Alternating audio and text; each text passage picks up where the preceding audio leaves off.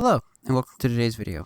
Today, I wanted to discuss the patch that went live today, patch 4.0.1.1. This patch made a couple changes to key builds that I've uploaded onto the channel, and I wanted to cover how those builds have adjusted today, and then I want to just show off how one of the builds has changed drastically. Alright, so first up, let's discuss Renewal Grass. Renewal Grass got a nerf that was directly targeted at PvP, but is going to have a small effect on PvE. It's not a huge one. The Dust Field Grenade's cooldown went from a 62 second being the fastest grenade with just in general, but with Renewal Grass equipped, it's going to be a 162 second cooldown. So this makes it the same. This makes it a pretty lengthy cooldown, but with Whisper of Shards and Headstone Weapons, you can pretty much negate this nerf, especially if you build it into Stasis Elemental Wells as well, which you can do through Elemental Ordnance as long as you get some kills with the shatter damage. And it feels a little slower, honestly. The build doesn't feel that much different from the way it was left when I made the video on it. So I would say you are fine to still run Renewal Grass in PvE if you are the 1% of hunters who understands Renewal Grass are good and are running them. I will have a full video on Renewal Grass out on Sunday, so if you're looking for a Renewal Grass video, wait till then. Now on to the next update. Alright, on to our second little update section.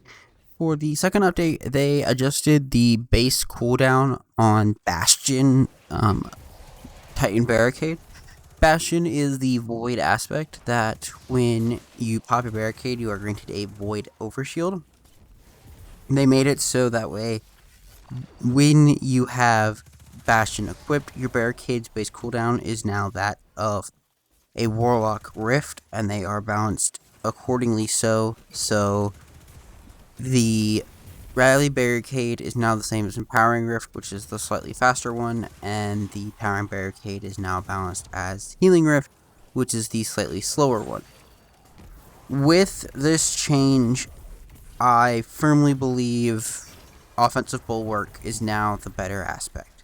Offensive Bulwark was already a relatively strong and relatively good aspect inside of PvE, but the strength of Bastion overlooked it. However, with the nerf to Bastion, I think Offensive Bulwark is now better.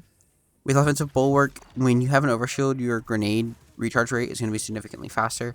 The significantly faster is a 200% recharge decrease, so your grenade is going to come back 200% faster. So this is like a quadruple to the rate at which your grenade would come back when you get an overshield, and with the shield throw, just needing to hit targets to get that overshield, it's pretty strong. And because of this change, my Heart of Inmost Light build has changed, and we're going to head into that. I'm going to show what a couple pieces have changed from the build. I'm not going to go over the whole thing, but I just want to show each individual piece and what's changed on those couple pieces in order to get the build back to where it was. Alright, we're going to head into that now. Time for the build portion of the video. There's just a couple things that have changed with my Heart of Inmost Light build due to the patch today. First one is, as I mentioned, the subclass now is Controlled Demolition and Offensive Bulwark. Offensive Bulwark is now the better aspect in my opinion because it no longer you're not with the decreased barricade cooldown. However, I don't think Bastion is bad, but I do think Bastion is more situational. For our fragments, we're going to be on Echo of Persistence. This is going to let any void buffs that do get applied to us last a little bit longer, including our overshield. Our void targets are going to double explode between Controlled Demolition and Echo of Expulsion. Echo of Remnants is still here to allow our grenades to last an extra 2 seconds. This is decently strong. And lastly, the one that has been added in, because now we have 4, is going to be Echo of Instability. This is going to allow us to have volatile rounds on our weapons and take off volatile flow and let you get um, volatile rounds in the future. Something to note, this volatile buff does count for controlled demolition, and so if you kill the target within 15 meters of you, you basically are running Devour on Titan without having to pick up an Orb of Power, and this makes it really, really strong.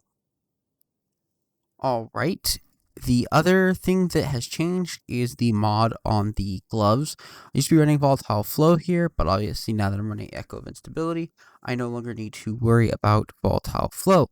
So instead, I'm just running a Font of Might for right now. I think if you're in easier content, a melee Wellmaker is a good call. However, if you're running this build to be most effective, you would be running a Void Weapon, and I do think the Font of Might is the best call here. Alright, that's going to be it for what has changed on the build. Nothing else has changed. Everything is still the same from my original video. So we're going to head into the outro now. Alright, that's going to be it for today. I just wanted to cover each of the big changes that happened today. When I saw that they got announced on Thursday last week, I knew they were going to be influential changes to PvE. Luckily, the one that worried me the most about possibly nerfing the class badly doesn't really affect the class, and the class will be okay. That was the Hunter one.